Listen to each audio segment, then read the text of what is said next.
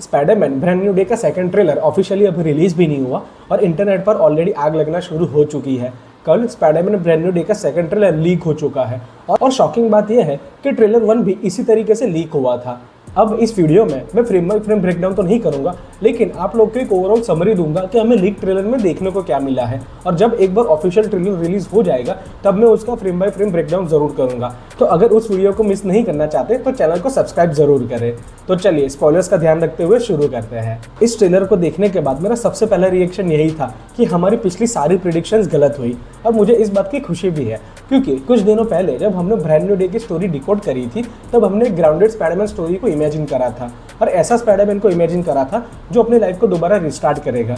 लेकिन ये ट्रेलर कुछ और ही पिक्चर दिखा रहा है, और अगर ट्रेलर में दिखाई गई चीज़ें फाइनल मूवी का हिस्सा है तो मार्वल पीटर पार्कर को उसकी सबसे डेंजरस जर्नी पर लेके जाने वाला है। ट्रेलर की ओपनिंग काफी इंटेंस है, हम एक प्रिजन एनवायरनमेंट देखते हैं, और इंटरेस्टिंग बात यह है कि पहले टीजर में जो स्काई बैटल जैसा सीक्वेंस दिखाया गया था अब पता चलता है कि उसका कंटेक्स्ट कुछ और ही है। यहाँ स्पाइडरमैन डायरेक्टली द हैंड के निंजा से लड़ रहा है और एक छोटी मोटी फाइट नहीं लग रही। ट्रेलर में मल्टीपल निंजास एक साथ पीटर पर अटैक करते हुए नजर आ रहे हैं और स्पाइडरमैन पूरी तरह एक्रोबेटिक कॉम्बैट मोड में दिख रहा है। Wall running, mid and dodges, rapid web attack, सब कुछ एकदम कॉमिक बुक स्टाइल जैसा फील हो रहा है। लेकिन सीक्वेंस का हाईलाइट उसका एंडिंग मोमेंट है जहां पीटर एक मैसिव वेब टोर्नेडो क्रिएट करता है, और ऑनेस्टली ये स्पाइडरमैन की एमसीयू हिस्ट्री के सबसे विजुअली इंप्रेसिव अटैक्स में से एक हो सकती है। और इसी ओपनिंग से ट्रेलर की एक बात क्लियर हो जाती है, the hand is not a side villain, वो मूवी का मेजर थ्रेट होने वाला है। प्रिजन फाइट के बाद ट्रेलर का फोकस पीटर पार्कर पर शिफ्ट हो जाता है और यही से चीजें स्ट्रेंज होना चालू हो जाती है। ट्रेलर रिपीटेडली हिंट करता है कि पीटर की पावर्स नॉर्मल नहीं रही, कुछ गड़बड़ हो रही है, और सबसे शॉकिंग रिवील तब आता है जब हमें ऑर्गेनिक वेबिंग का हिंट मिलता है, यानी पीटर के वेब शूटर्स के बिना वेब जनरेट हो रहे हैं और सिचुएशन इतनी सीरियस हो जाती है कि उसके वेब शूटर्स डिस्ट्रॉय हो जाते हैं। और ये सिर्फ एक पावर अपग्रेड नहीं लगता, ये म्यूटेशन लगता है। और ट्रेलर पीटर के फेस पर प्रेशर और फियर दोनों दिखाता है, क्योंकि पहली बार स्पाइडरमैन किसी बाहरी विलन से नहीं खुद के अंदर हो रहे चेंजेस से लड़ रहा है, और इसकी वजह से ट्रेलर का इमोशनल टोन काफी डार्क फील होता है। अपने पावर्स में आ रहे चेंजेस को समझने के लिए पीटर हेल्प लेने जाता है और यहाँ एंटर करता है ब्रूस बैनर।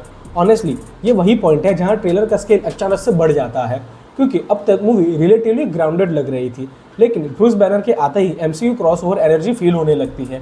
ट्रेलर के डिस्क्रिप्शन के अकॉर्डिंग पीटर अपनी म्यूटेशन और चेंजिंग एबिलिटीज को समझने के लिए ब्रूस की मदद लेते हैं, और यही से स्टोरी का सबसे डेंजरस चैप्टर शुरू होता है, क्योंकि ब्रूस बैनर का इन्वॉल्वमेंट सिर्फ साइंस तक लिमिटेड नहीं है, बहुत जल्दी हल्क भी पिक्चर में आ जाता है। और यही ट्रेलर का सबसे बड़ा रिवील भी आता है, हल्क, और सिर्फ हल्की नहीं, एक अनकंट्रोल्ड हल्क। ट्रेलर के मुताबिक जीन ग्रे ब्रूस बैनर को मेंटली कंट्रोल कर लेती है और उसके बाद हल्क एक मैसिव डिस्ट्रक्शन फोर्स बन जाता है। हम थंडर क्लैप्स देखते हैं, बिल्डिंग शेक होते हुए देखते हैं, स्पाइडरमैन हवा में उड़ जाता है और हल्क का साइज भी नॉर्मल से ज़्यादा लग रहा है।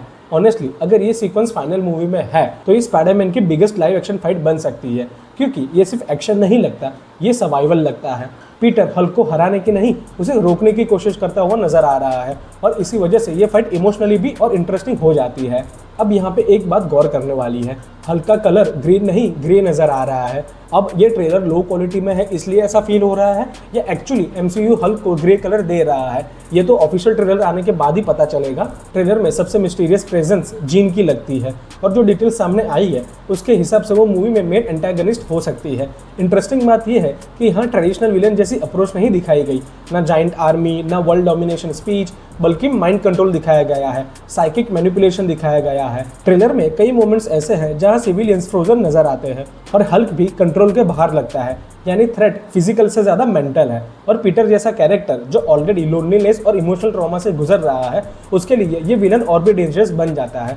अब यहाँ पे एक बात और समझने वाली है, ट्रेलर में सीडी सिंह के कैरेक्टर को कहीं भी जीन ग्रे नहीं बोला गया, उसको सिर्फ जीन बोला गया है। तो क्या ये ऑफिशियली जीन ग्रे का कैरेक्टर प्ले कर रही है या कोई और कैरेक्टर है जिसको सिमिलर नाम दिया गया है साइकिक पावर के साथ? ये तो हमें ऑफिशियल ट्रेलर या मूवी आने के बाद ही पता चलेगा। ट्रेलर के मिडल सेशन में हमें कुछ इमोशनल बीट्स भी देखने को मिलते हैं। सबसे पहले पनिशर, और ऑनेस्टली पनिशर की प्रेजेंस मूवी को इंस्टेंटली डार्कर बना देती है। ट्रेलर हिंट करता है कि वो स्पाइडरमैन के साथ टीम अप करता है, और कुछ डिस्क्रिप्शंस के ये भी सजेस्ट करते हैं कि दोनों मिलकर एमजे को प्रोटेक्ट कर रहे होंगे। और फिर आता है ट्रेलर का शायद सबसे इमोशनल मोमेंट, एमजे। नो वे होम के एंडिंग के बाद हम सब जानते हैं कि एमजे पीटर को भूल चुकी है, लेकिन यहाँ ट्रेलर इंडिकेट करता है कि एमजे सरप्राइजिंगली पीटर पर जल्दी भरोसा करने लगती है।